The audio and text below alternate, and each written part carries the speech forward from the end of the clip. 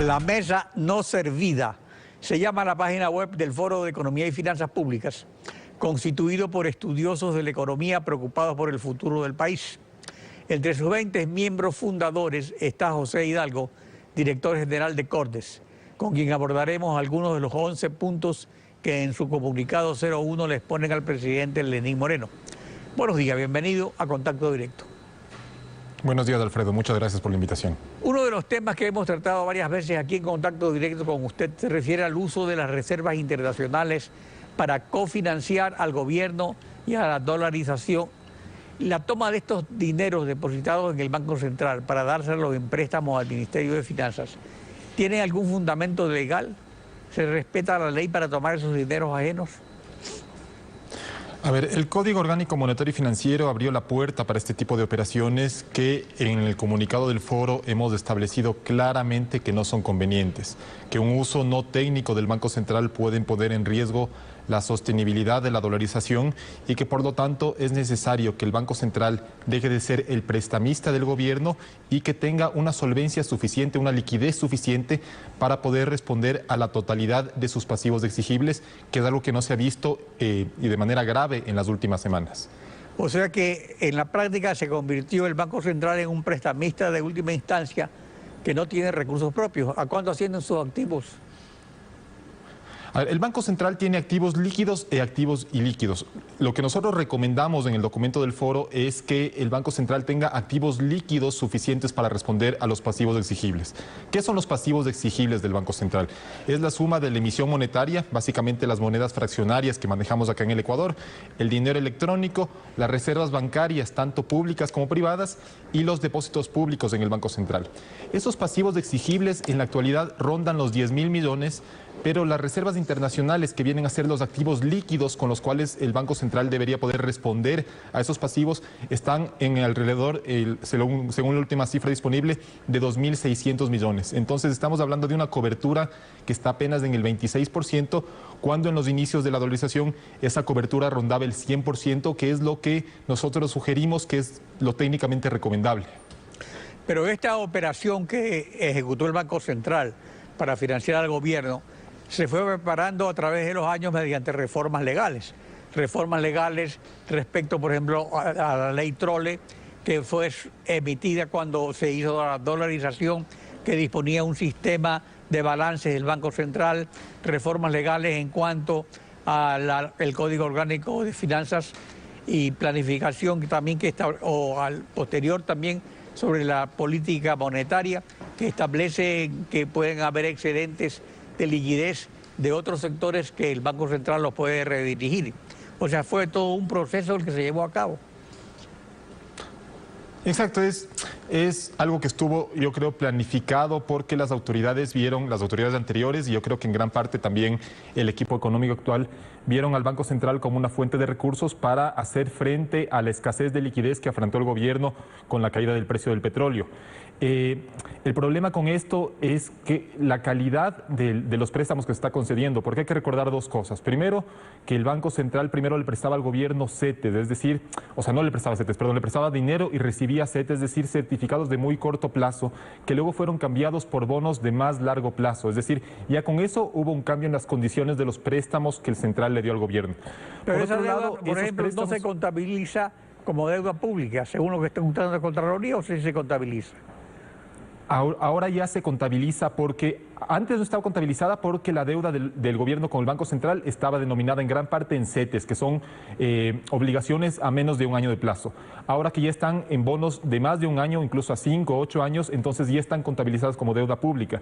Pero hay que recordar que el Banco Central no le presta solo al gobierno central, sino que también le presta a la banca pública, a la CFN, por ejemplo, y un mecanismo de pago que utilizó el gobierno anterior y que fue respaldado por el actual equipo económico fue entregarle al Banco Central acciones justamente de instituciones financieras públicas para pagar la deuda. Entonces el Banco Central, que ya era acreedor de alguna de esas instituciones, es ahora a su vez accionista. Por lo tanto, en el foro lo que estamos advirtiendo es que se debería cerrar la puerta para que el Banco Central le siga dando créditos al gobierno.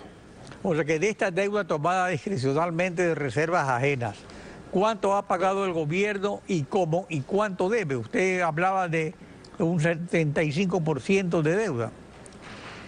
A ver, el gobierno llegó a tener una deuda con el Banco Central cercana a los 6.000 millones de dólares.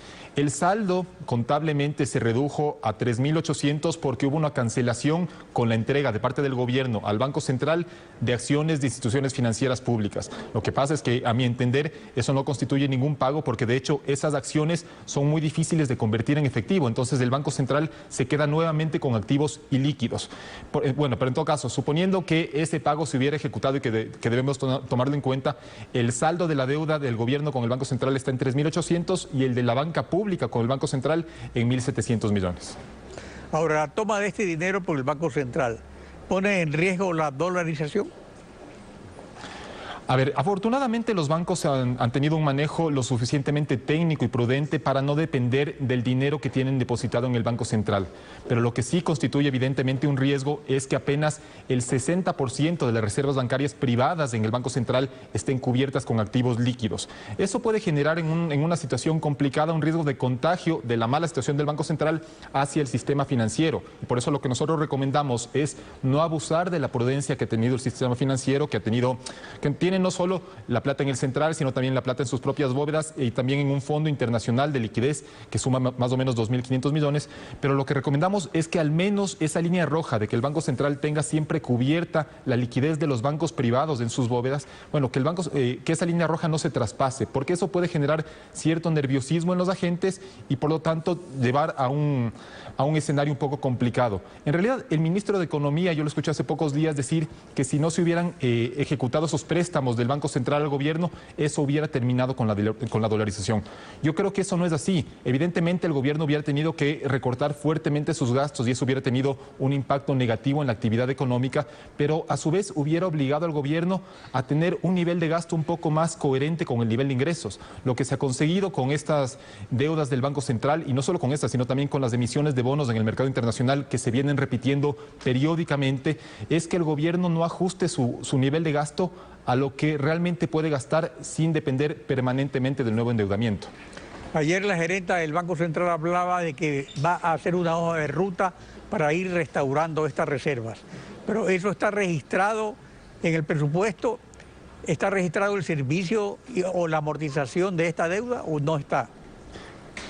A ver, el servicio del pago de intereses tiene que estar registrado. Sí, finalmente, la mayoría de los bonos que tiene el Banco Central y que le dio el gobierno a cambio de dinero, vencen, como digo, en un plazo entre 5 y 8 años y por lo tanto eso se tiene que ir pagando regularmente, sobre todo el tema de intereses. Ojalá el anuncio de la gerente del Banco Central implique en un primer momento que el Banco Central no le va a prestar más dinero al gobierno, porque eso, insisto, puede poner, ya generó un deterioro importante del balance del Banco Central y puede poner en riesgo el sistema de dolarización.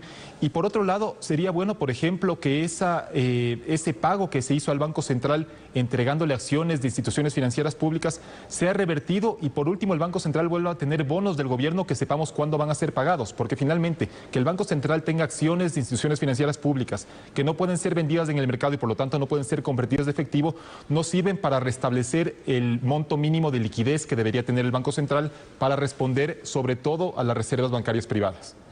Este endeudamiento público agresivo es lo que permite al modelo económico de Alianza País sobrevivir. ¿Hasta cuándo? Porque para que se mantenga te debe crear impuestos para pagar la deuda. Bueno, evidentemente el peso del servicio de la deuda en el presupuesto es cada vez mayor. El año pasado solo por concepto de intereses se pagaron 2.500 millones y eso va a ser un monto que va a seguir aumentando porque hay que recordar que en 2017 se emitieron bonos por 5.500 millones cuyos intereses ya empiezan a pagarse también en 2018 o bueno, ya empezaron a pagarse en algunos casos también en el segundo semestre de 2017. Y lo más probable es que tomando en cuenta el nivel de los depósitos del Tesoro que llegó a estar en 100 millones a finales de diciembre del año pasado y el nivel también crítico de las reservas internacionales, el gobierno vuelve a emitir deuda y por lo tanto el pago de intereses y amortizaciones a partir de 2020 en lo que se refiere a bonos soberanos empieza a ser una carga cada vez más pesada para el presupuesto. Es difícil decir hasta cuándo el Ecuador va a seguir consiguiendo deuda porque finalmente paga una tasa de interés mucho más alta que los vecinos y por lo tanto es un préstamo que resulta atractivo para algunos inversores, pero evidentemente eso va minando las bases del sistema económico y va significando un peso cada vez más pesado en las finanzas públicas. José Hidalgo, director general de Cordes, gracias por su participación en Contacto Directo.